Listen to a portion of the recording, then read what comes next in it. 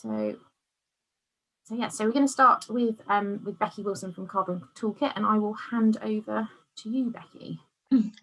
That's really kind. Thank you ever so much, Robin. And it's lovely to be back with you this evening. For those of you that have come back, thank you. We didn't frighten you off so much last week, so that's great to see you again. And as I say, what we're going to do today is really just have a bit of a practical tour and a guide through the carbon calculator and how it works, so that hopefully then you've got some good understanding of what the data is that you need to put in, how it all works, and it gives you a bit of confidence in terms of having a go. So I'm just going to stick up a presentation for a minute just to sort of bring everybody, remind everybody what we were talking about very briefly last time, and then carry on and look at the actual calculator. So obviously last time we were talking about those 3 greenhouse gas emissions that agriculture produce. So we've got nitrous oxide, so that's what's going on with our soils, fertilizers and our manures. We've got methane, so that's the emissions that are coming from our ruminant livestock themselves, and then how we manage and store and apply our manures.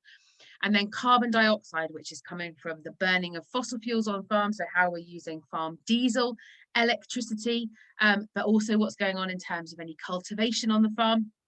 We've also then got the opportunities to provide those carbon offsets in terms of if we are generating any renewable energy, or if we are doing any sort of recycling and that sort of thing. And then the ability that we have to provide that positive in terms of holding carbon on the farm through our hedgerows, our trees and our soils. And obviously we were talking about why we should bother looking at it on the farm, and obviously we've got all these legislative pressures, but also we've got these opportunities in terms of providing that really good starting point to be able to understand, well, what are those things that we can do differently, and what might be the business benefits of doing so. And that process again is very much focusing on doing our carbon footprint. So that's what we were talking about last time. Let's carry on and look at what we're going to be talking about this evening, which is the practical how to actually go about putting your data into the carbon calculator. Now, that process can be a little bit overwhelming when you start, when you first look at it and you think, oh my goodness, there's so much data to put in. And obviously, all of a sudden, all those other jobs that you've been putting off are suddenly a lot more attractive. But actually, it's not, please don't be overwhelmed by it. It can be, you don't have to do it all in one go. You can have a go at a bit of it, save it and come back to it later. But there's 2 golden rules when we're doing the carbon footprint, okay? The first one is that we have to calculate our carbon footprint over a 12-month time period. So it doesn't matter which 12-month period you use can use whatever makes more sense for you. So you can use a cropping year, you can use a financial year, you can use a calendar year, but try and be consistent so that you're using that same 12-month period. I say for a lot of arable farmers, they tend to like to do it on a cropping year, so that you've gone from, from planting right through to harvest, and that seems to work quite well. But also financial year or calendar year is also appropriate. So that's the first sort of golden rule. The second golden rule is that we try as much as possible to just include data that refers to the farm. So unless you've got a massively diversified business and you want to take account of all of it, to start off with, it's quite good if you can just to include what's going on with the farm. So if you're sort of, especially this works with electricity or fuel or that sort of thing, if that's also taking account of what's in the farmhouse, we try and avoid that as much as possible. But if you can't avoid it, don't worry in the slightest. And I can also help in terms of giving you estimates of what that tends to be. The other thing to just remember at this point is that the end point of doing your carbon footprint is that you get a carbon balance, so emissions takeaway sequestration for your farm. So the results that you get at the end will give you an overall footprint, which can then be broken down into a footprint per hectare or a footprint per tonne of product. But it's very much taking that approach at a farm level.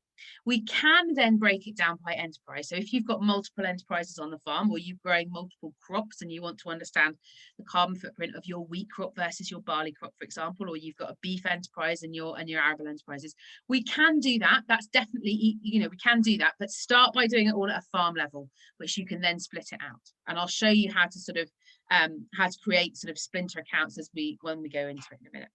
So that's the first thing to think about.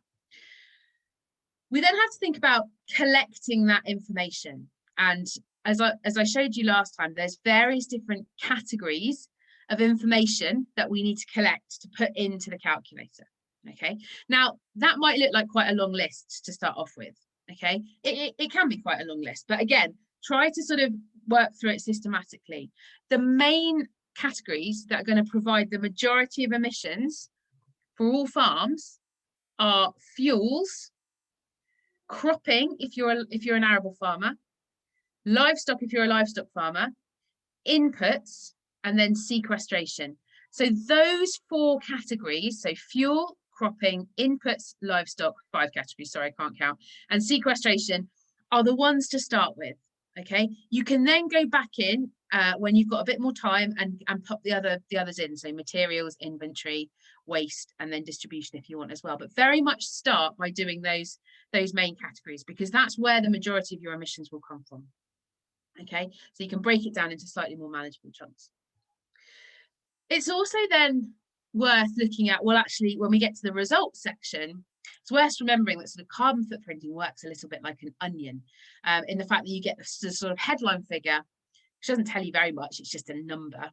You can then break that down into a carbon balance per hectare or per tonne, which allows you to compare a little bit more, and it makes it a little bit more interesting, which can then be broken down into more details in terms of looking at emissions and sequestration categories, which allows you to identify some of those hotspots, which you can then examine in more detail in those 4 results. So the more layers you sort of unpick, the more information and detail that you'll get into.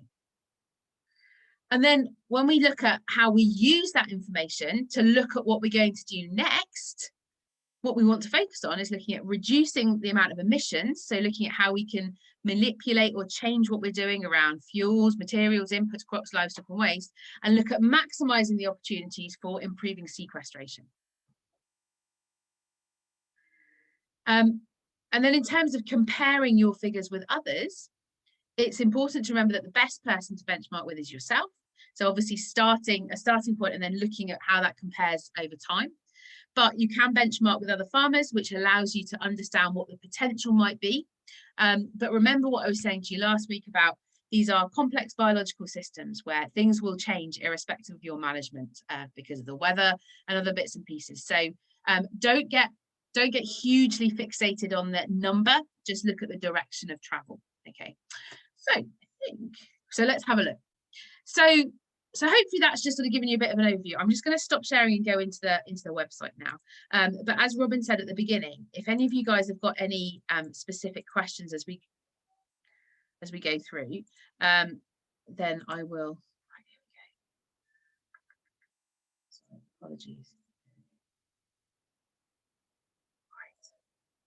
Right. Okay, so hopefully you should now all see the Farm Carbon Calculator website, and this is what you learn if you Google Farm Carbon Calculator, or if you go on it through the direct web address or whatever. This is what you'll end up seeing, okay? And this is the calculator website, and you'll see some buttons along here in the top in terms of logging in and registering. But also down here, there's a range of different resources that can help you in terms of navigating through the calculator. There's a 5-minute video that sort of talks you through the data entry process and talks a little bit about the sort of how the calculator's been put together.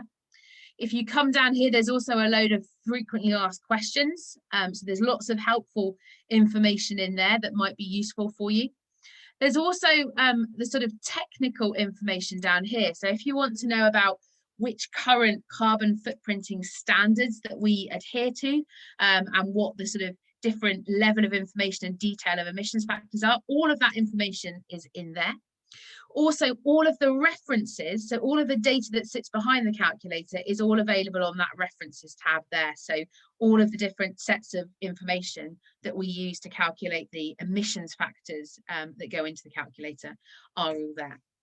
The other thing to sort of look at on this tab is that there's a range of resources that you can look at here around a sort of how-to guide, the data collection spreadsheet, and other bits and pieces in terms of what's new and what's going to be updated.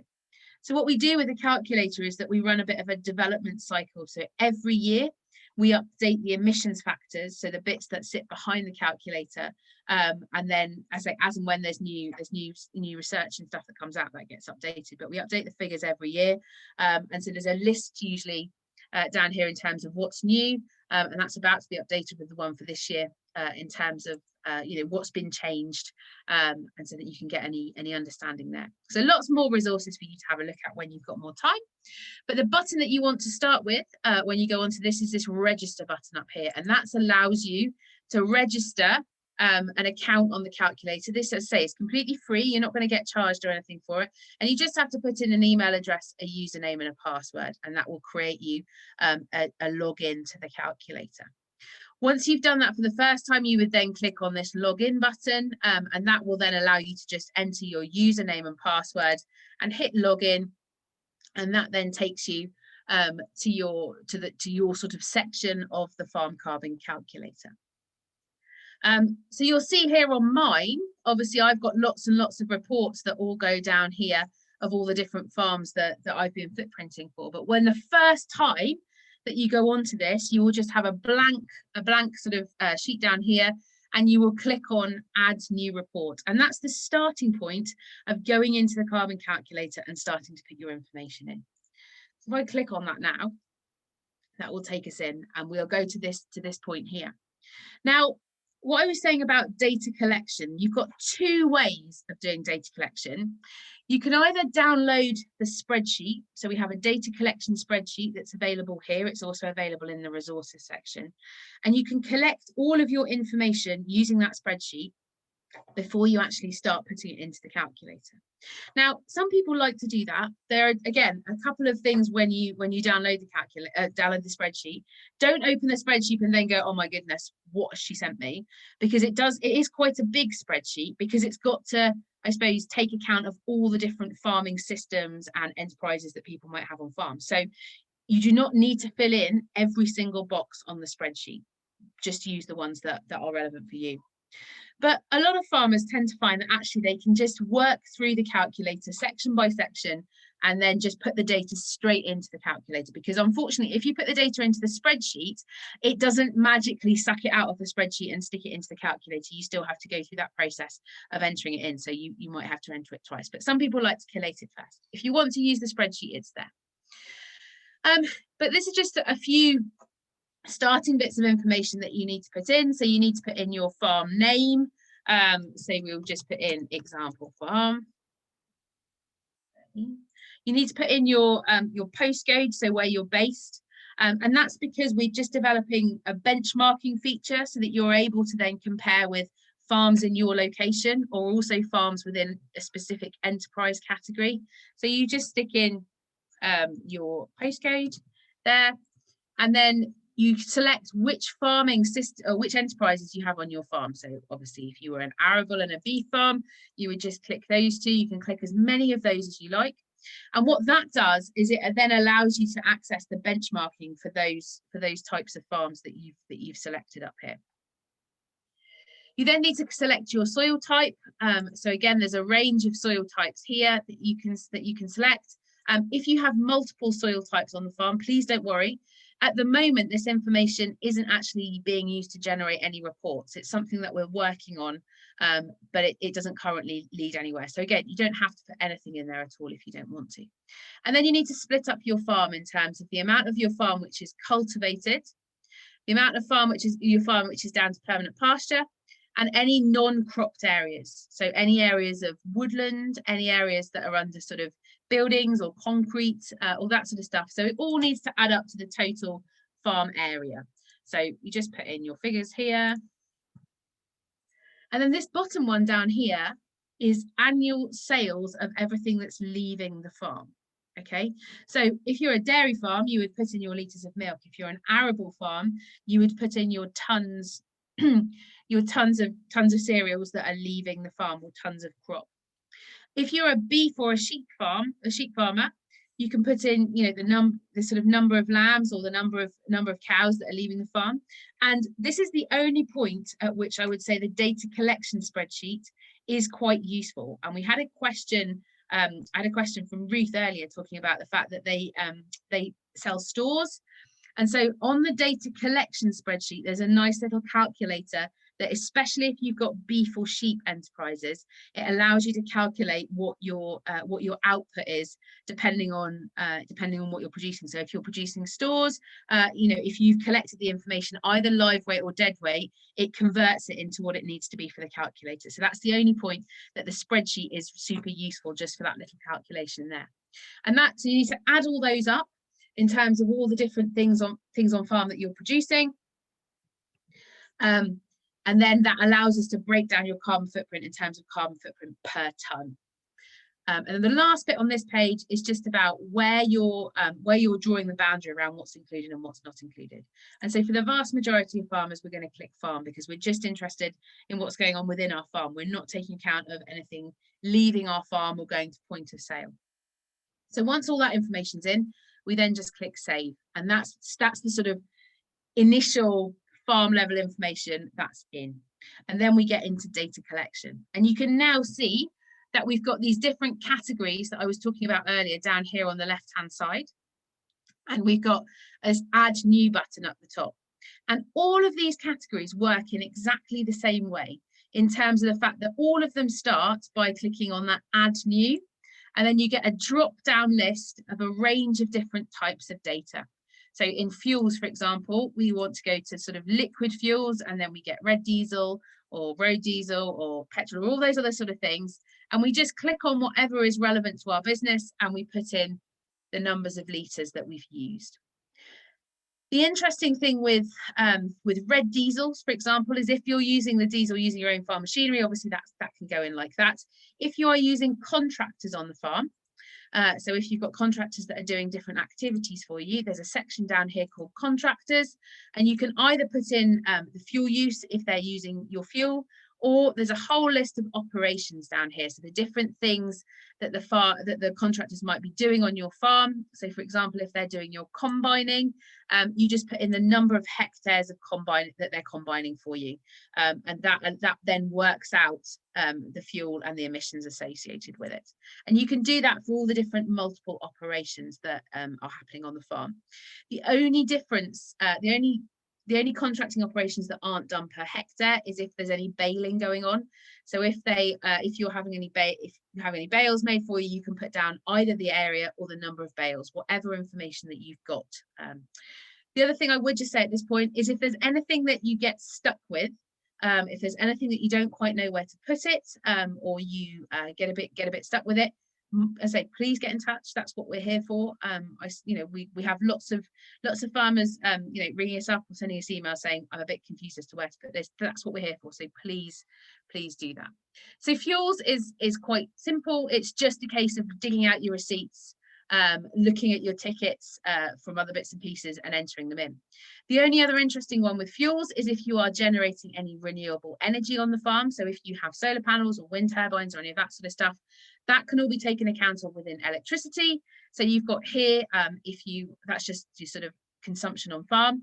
If you are generating renewable energy that you're using on the farm, then you put that in here under off grid. So that's not going onto the grid. If you are exporting, so if we had a wind turbine, for example, and we were using half of the electricity on farm, then we could put that in there. And that's not going to generate us any emissions.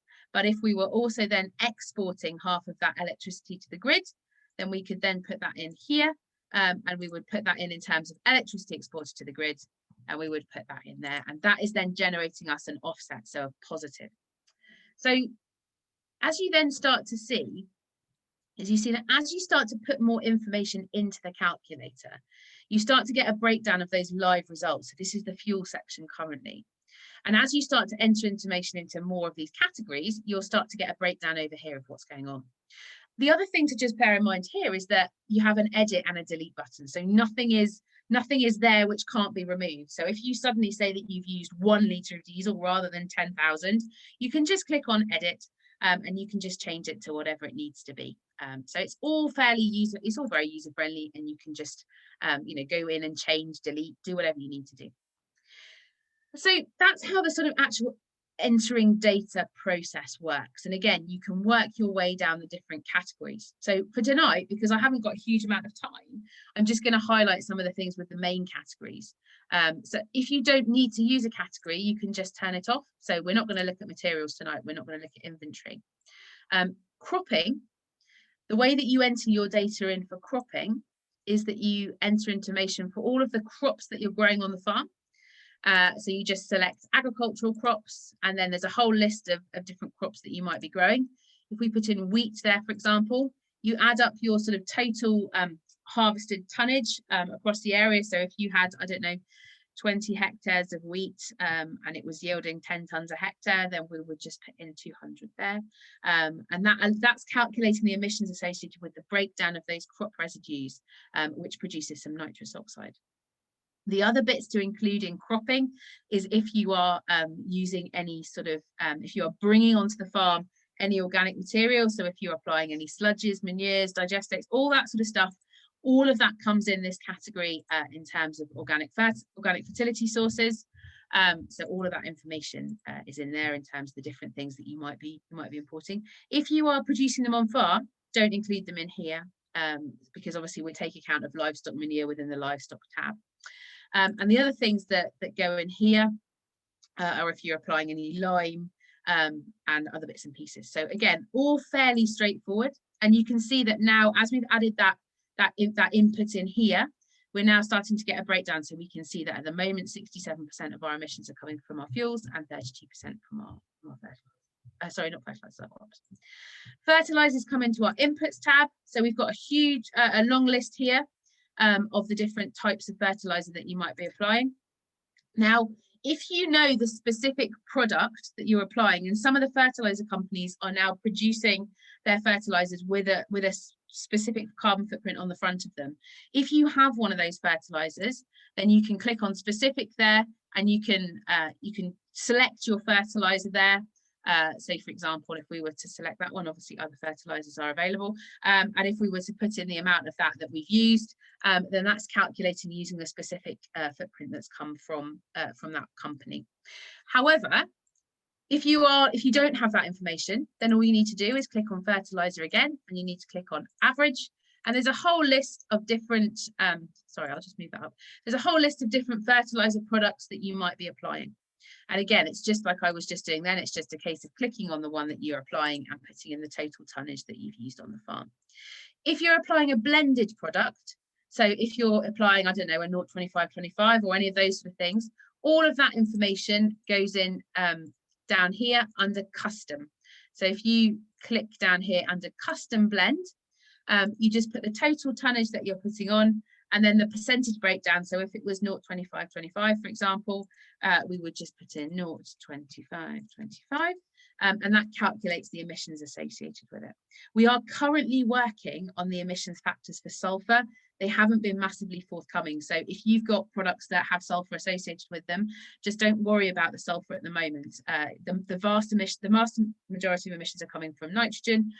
So as I say, there will be, but we are working on the emissions factors for sulphur currently. The other stuff that needs to go in inputs is your ag chem. And at the moment, you can put your ag chem in here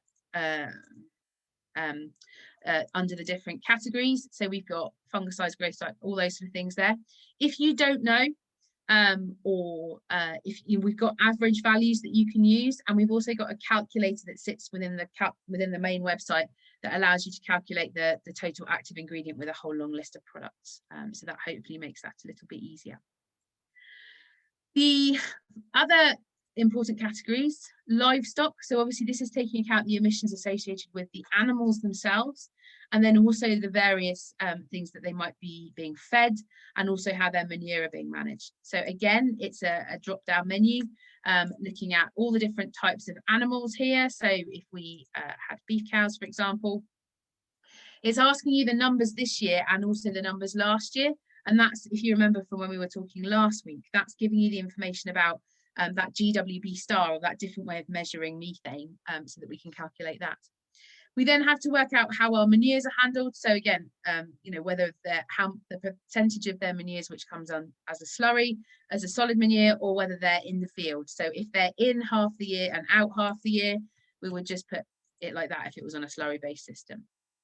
And we also need to put in the average weight of the animal, because the different classes are based on, so a beef cow, for example, the emissions factors are based on a 600 kilo animal. So obviously if yours is heavier or lighter than that, then we need to adjust the emissions factors accordingly. So that's how you put in stock. You also can put in your feeds, and again, it's under the same category. And you can just click on, if you go down, if you just go down to the bottom of the list here, if you're organic, you can put them in there. If you're non-organic, you can put them in there. And that's just the range of different straights that you might be feeding.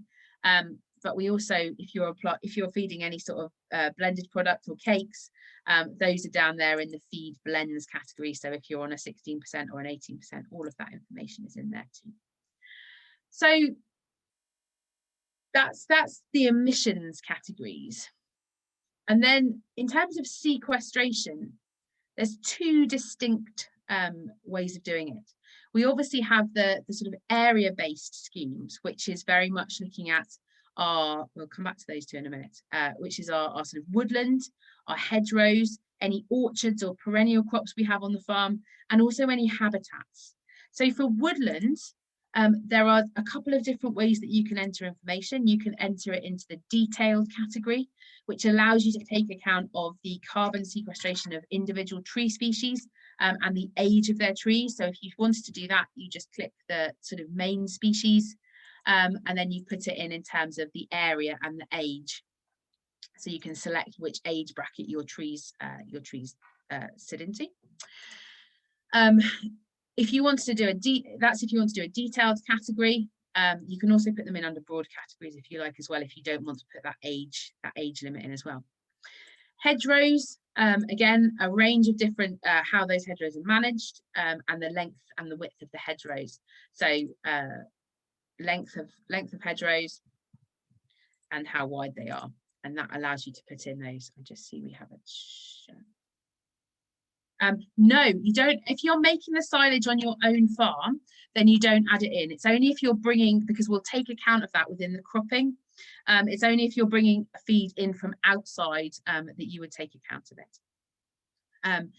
The other thing that might be useful to put in on this tab is habitats. It's a new bit that we've just put in.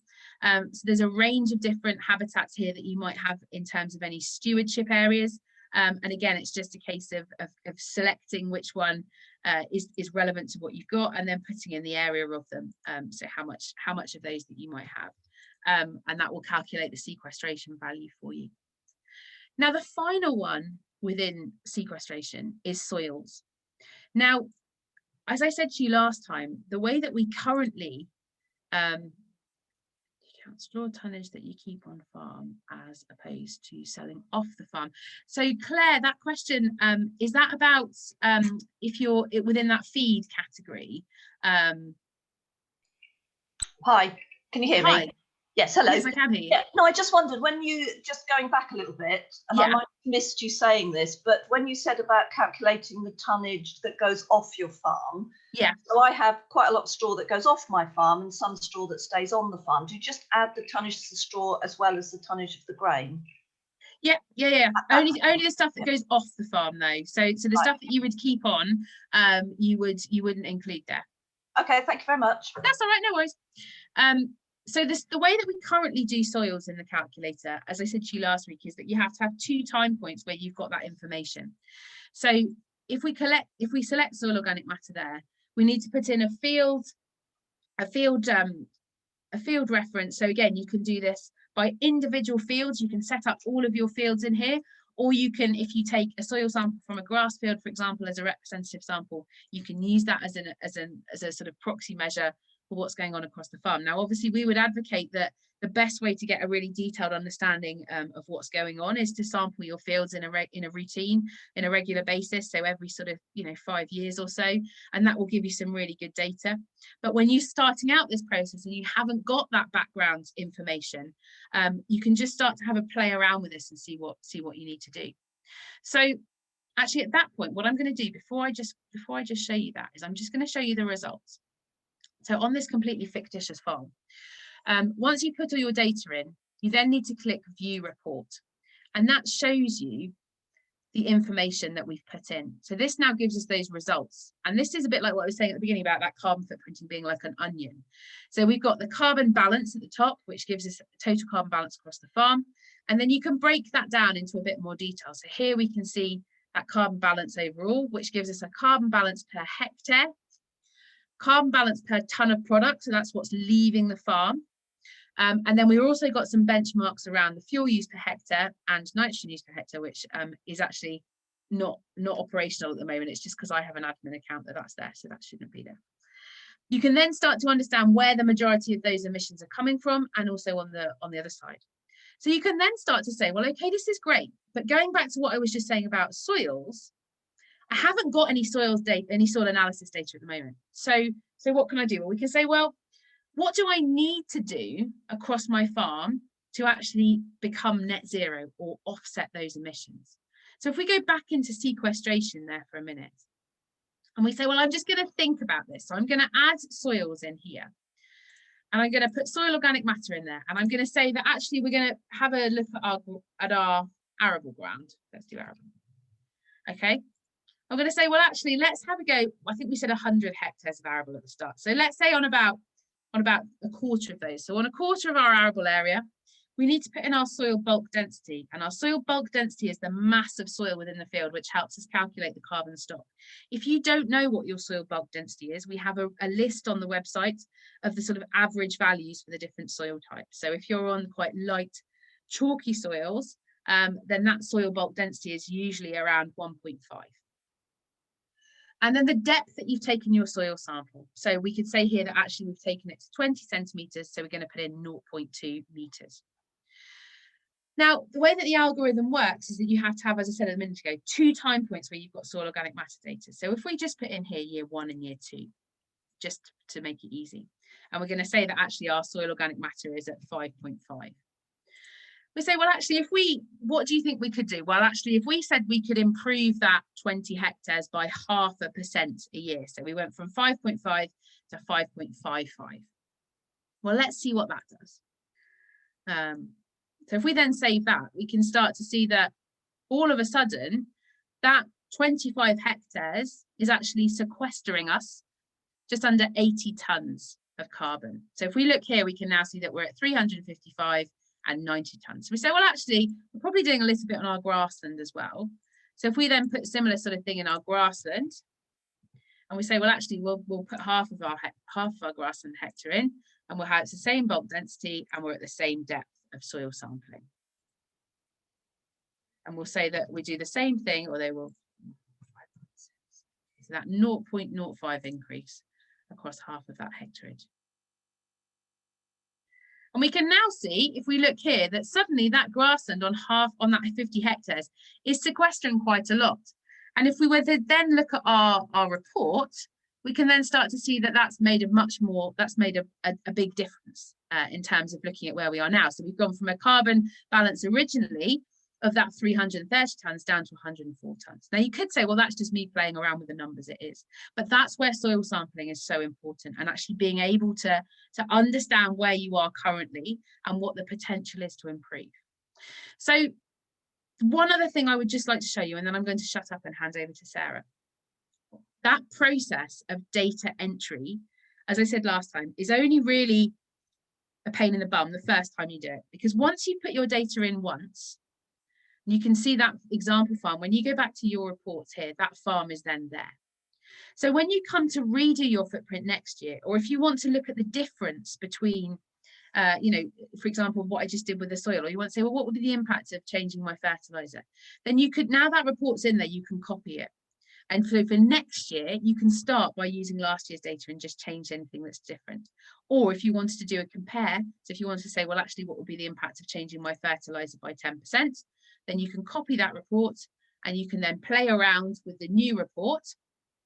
So if we just go into inputs quickly, and we'll just change that one, and we'll go from 55 tonnes down to 50 tonnes. So we can change that on the new version. There we go. And then if we go back to the reports again, and we can compare that report. So this compare to function, we can compare that result to the other one, and it will give you a comparison in terms of looking at where that difference is. So that reduction of taking out 5 tons of that fertilizer is giving us a carbon reduction overall of just about 8 tons. And then you can look at that in a lot more detail. So again, that process of putting the data in, although it might seem a little bit overwhelming, once you've done it once, you can then just copy it and play around with it as much as you like. And at that point, as I say, if anybody has got any questions, please, but it sachets quite nicely into what Sarah's about to say, hopefully, about soil sampling. So I'll stop sharing at that point.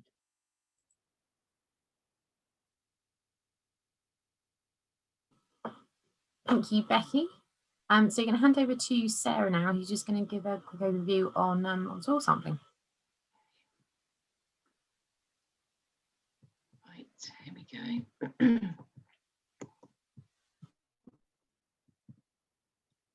Okay, yeah, so as Becky mentioned, soil sampling is one of those things which often gets overlooked, but actually is really important, and especially important when you come to filling in the carbon calculator. So I'm just going to go through that a little bit more. So you get a standard soil test. I mean, there's so many different soil tests available, but the standard one tests for pK, Mg and pH. So we can't ever really test for nitrogen within this test, because essentially between taking the sample in the field and taking it to the lab, the nitrogen has undergone sort of several chemical and biological processes, and therefore it's completely inaccurate. The figure you'd have in the field and the figure that you'd have at the lab would be completely different. So that's never included within this. So yeah, the primary ones are P, which the main function of phosphorus is to store and transfer energy, which is produced by photosynthesis. However, it's really important also for early root development as well. Then we move on to potash, which is mainly used for stem strength. So yeah, quite often, if you've got a decent potash indices, you'll find that you'll have a lot stronger crops that will sort of lodge less as well. Then there's magnesium, which is mainly required for photosynthesis. And finally, pH, which will affect the different availability of the nutrients. So we'll just move on to that a little bit more in a minute. So what you're looking for in arable crops, they need to be above 6.5, whereas grass can tolerate pHs down to 6. So that's the main soil sample which NRM offer. So NRM are a lab up at Bracknell, and that's who we essentially use. But they also offer a organic matter test as well, which can be used using the same sample. So as we've just seen from what Becky's said, this is really important for using it in your farm carbon calculators. So it's just a simple loss on ignition test. So what happens is it's dried out in an oven, it's weighed, then dried out.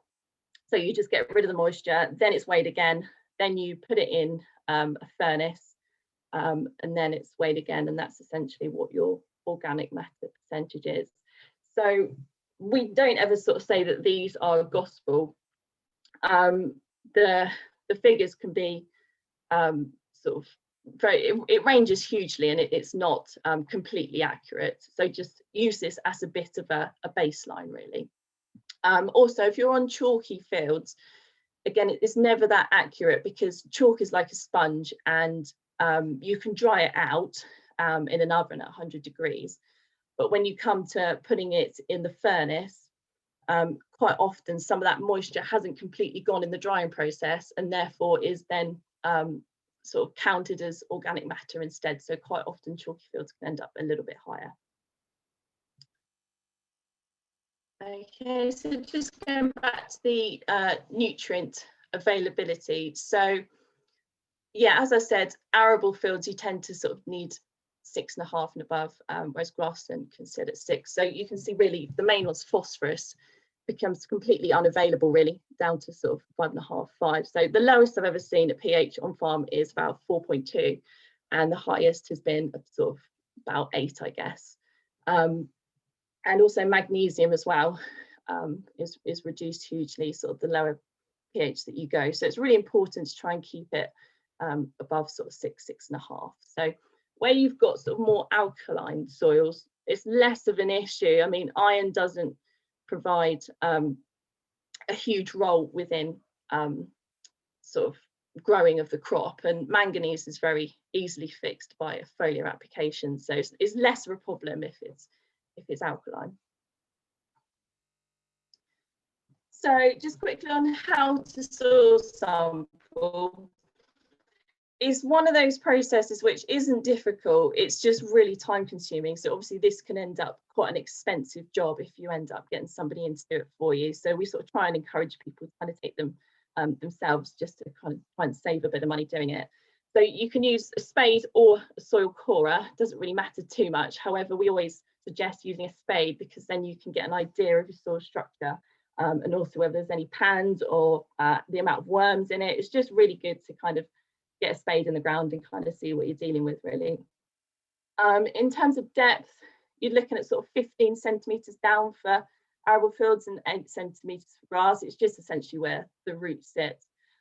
So when you go to take your sample, you take it in a W shape or a zigzag, and you've got to avoid headlands, any troughs or feeders, anything that's going to kind of skew the results, kind of keep away. So you take various sub-samples within that field and mix them all together in the pot, and that's basically your soil sample at the end. So as I mentioned, yeah, avoid gateways and troughs and headlands because they can be quite compacted as well. Equally, if you've got like a muck pile that's been there sort of a few years, then that's going to kind of skew it as well. So just a standard freezer bag is enough. Just clearly mark it with your farm and the field name. And yeah, avoid any fields which have just had muck spread or that you plan to do put any muck on, or whether it's had any lime or any fertilizer, sort of excluding nitrogen fertilizers. So you want kind of a 3-month gap between that. So again, just to stop so kind of skewing any results. And sort of avoid any large lumps of chalk, so for obvious reasons, really.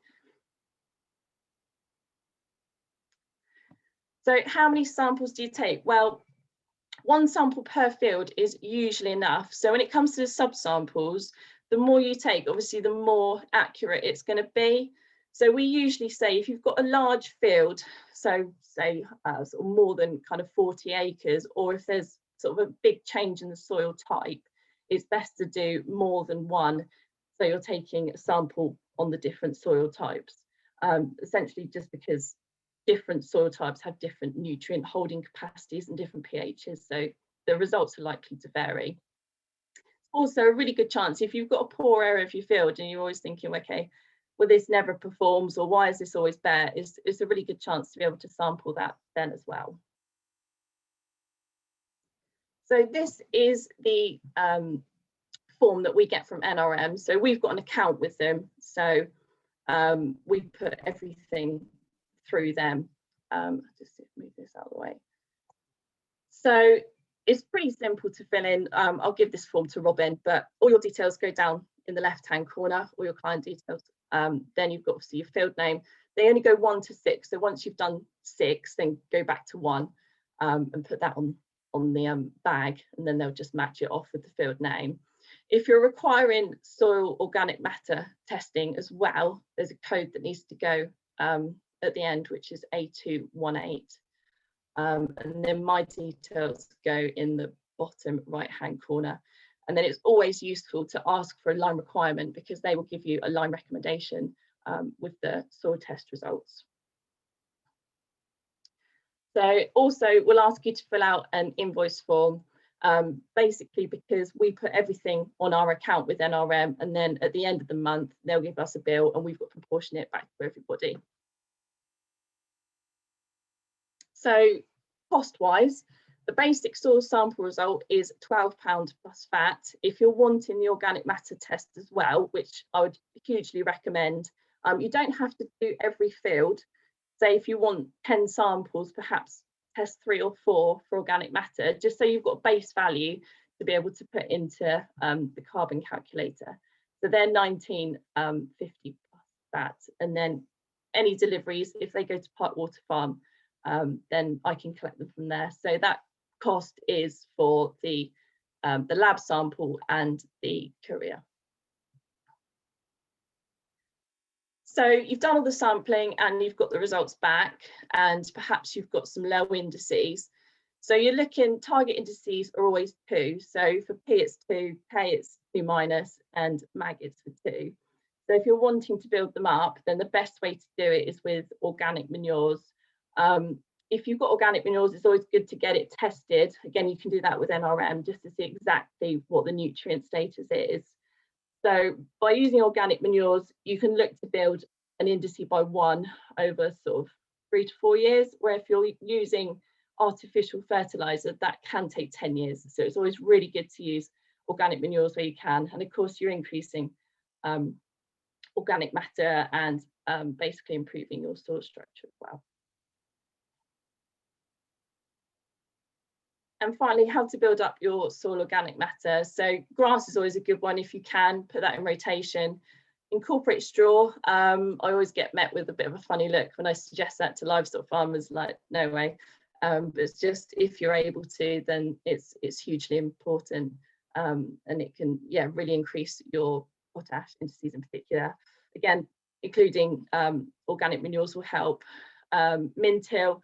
I say that because ploughing destroys organic matter as it oxidizes when exposed to the air. And then finally, any cover crops or catch crops. So basically, just trying to get sort of something within the soil just to help it build up. And I think that's it. Thank you very much, Sarah. Hopefully that made some sense. That's great. So Sarah has very kindly offered that we can utilise the Arable Hampshire Systems, is it, Sarah? Their NRM account. So anybody that's interested in taking up that offer, you are very welcome to drop your soil samples off to me at Parkwater Farm. If you can, I will get, we're going to email round the soil sampling sheet and set the invoicing sheet that needs to be returned as well. And if you can fill those out, return the samples to me. In a box would be preferable, but we can provide the box if necessary. And then I will get those to Sarah and we'll arrange to get those tested and the results back to you. So I really think that's a great opportunity to give you that baseline information that is going to make all the difference when it comes to getting together your carbon calculator information. So we had a couple of questions come into the chat box, but I think you dealt with those, Becky, as you went along. I did see you noted on that for soil organic matter testing, it's also good to avoid just ploughed fields in amongst that guidance, so that's really good. So yeah, so if anybody's got any other questions, please drop those into the chat box. I did have a question sent across to me in advance, which I'm just going to pull up, which actually, funny enough, Sarah, you sort of answered, but we'll see. So obviously, one of the ways to reduce carbon footprint is to reduce the use of man-made fertilizers. So the other option to still get the organic matter back into the soil would be to obviously return the straw to the soil on arable farms, which obviously isn't good for my livestock farming neighbours. So what alternatives can we use to benefit the soil in the same way? So I think you covered some of that. If there's anything more you wanted to sort of add there, Sarah or Becky? No, I think really I've sort of covered him in the last slide really. So kind of trying to not plough where possible, including any cover crops or anything like that, including grass in the rotation, organic manures. So yeah, there's a few options really. We appreciate that not every option is available to everyone. I think it's also there's two sides of building carbon in the soil. There's about feeding more carbon in. So that's things like using organic manures, that's things like retaining straw. That's things like, as Sarah was just saying, using cover crops and that. And there's also reducing the amount of carbon that leaves the system. And so that's through looking at cultivation strategies, that's looking at ploughing depths, that's looking at ploughing frequencies and those sort of things. And that's that's really important. The other really important thing in terms of building soil health is to try and have really, high biomass, high photosynthesizing crops, because actually the more vigorous crop growth that you've got going on, the more solar panels in terms of green leaves that plant has got, which is capturing sunlight, which is pumping some of that sunlight through the plant roots and down into the soil in terms of providing that carbon. So, a lot of farms have to take the straw off, because actually that's part, they've got, they're either got livestock enterprise or that sort of thing. So that's fine. It's then about looking at how you can, within your system, how you can feed more carbon in, how you can look at reducing the amount of carbon that's left, and then looking about how you can get something growing all year round to really just try and effectively harvest that sunlight for as long a time as possible, which actually starts to sort of help pump that sort of, or prime the pump of that carbon cycle that's going to go through your soil. Great, thank you.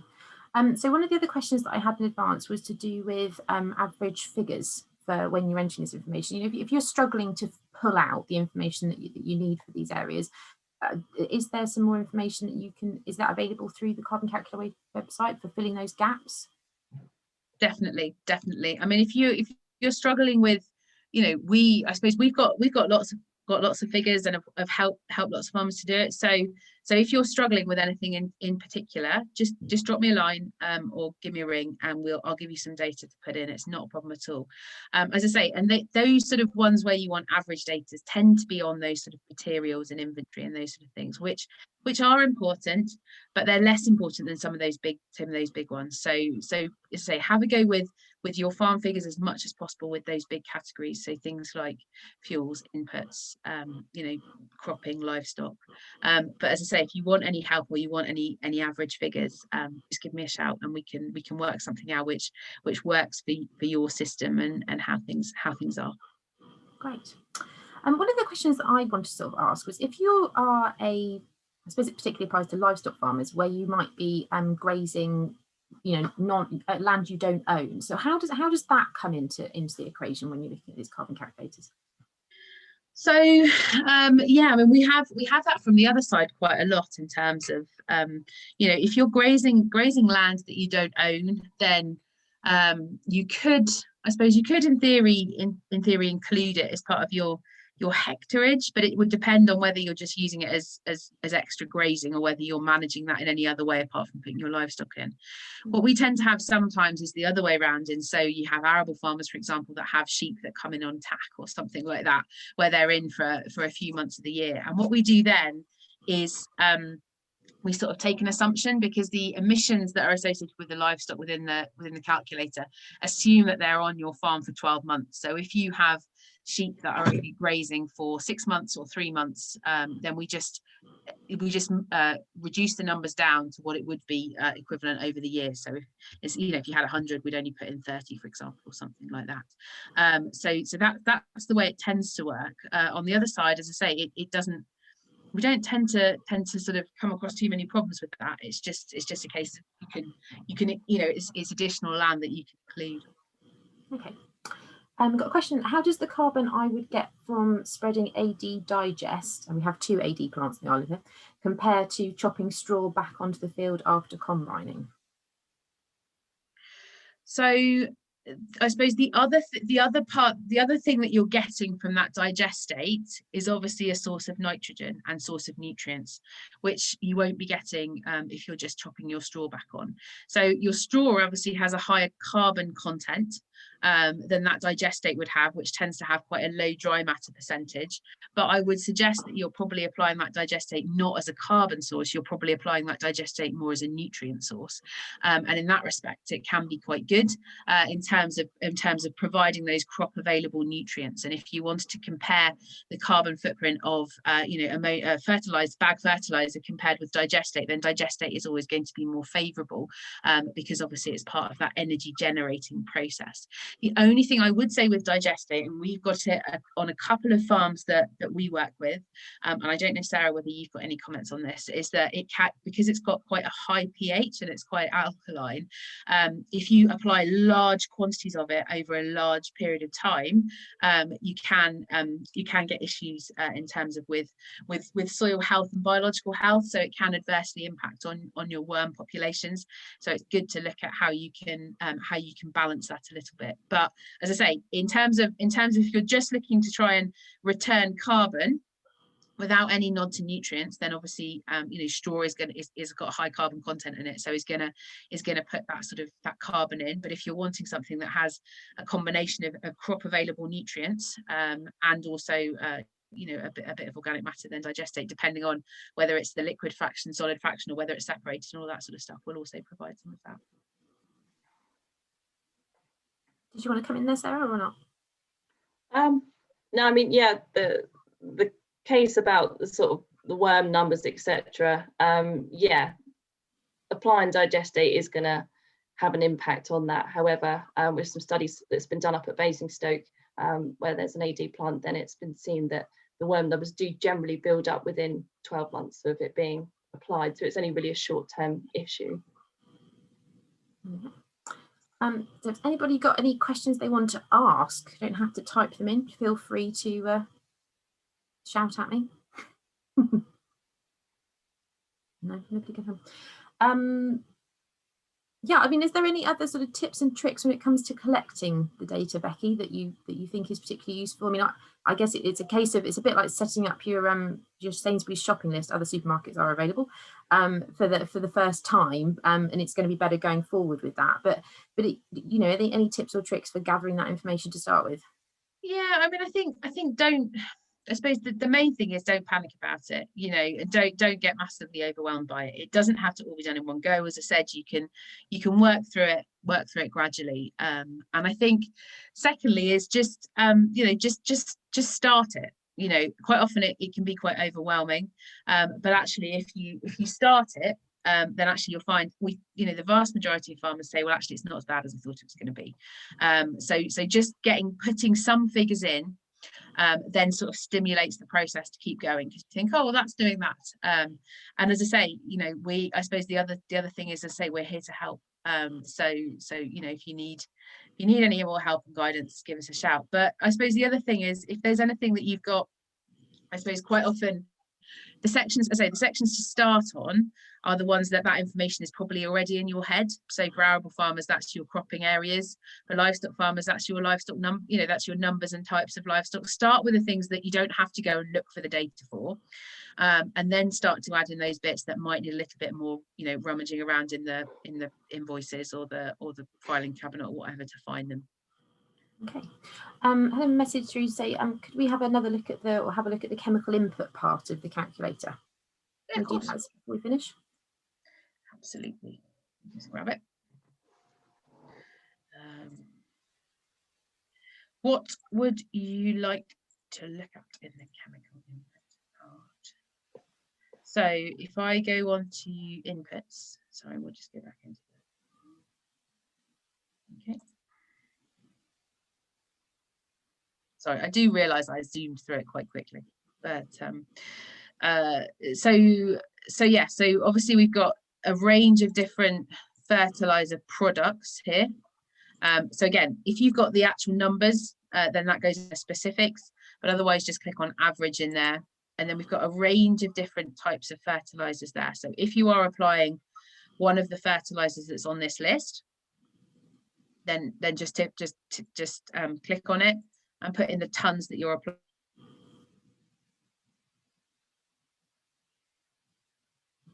Any calculation with that's just tons.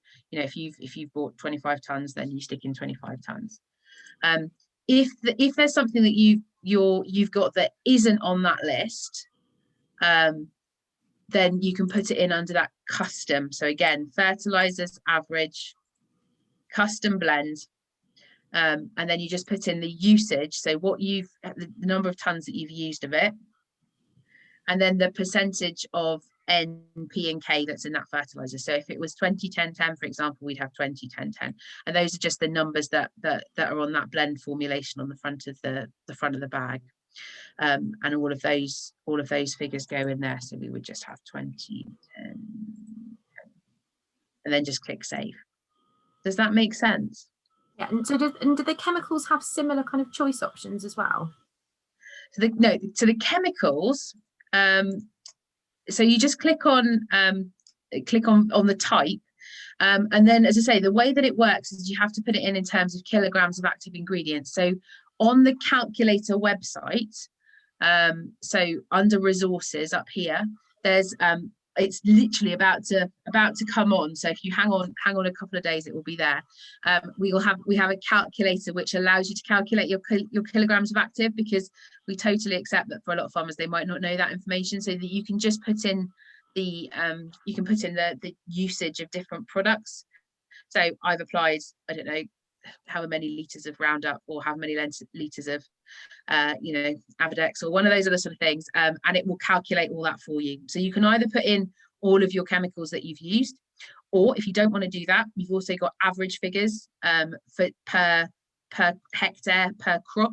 So you can say, well, actually, I'm fairly happy to just start by using the average figures, and we've got those for the main cereals, so for wheat, barley, oilseed rape, oats, linseed.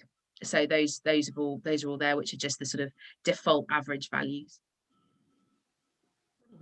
Great. Well, it sounds like it's sort of constantly updating and more information coming online, so which is great. It's an evolving tool. But as you say, I think it is the thing, isn't it? Not being daunted by it. Personally, I actually think working through the website is much less daunting than downloading the spreadsheet. Yeah. But yeah, just making a start is the most crucial thing, I always think, with these things, and then going from there. And I think you often surprise yourself about how much you can fill in as you go along. So no, that's great. So thank you very much, Becky. So unless anybody's got any further questions, I think we're probably gonna wrap up.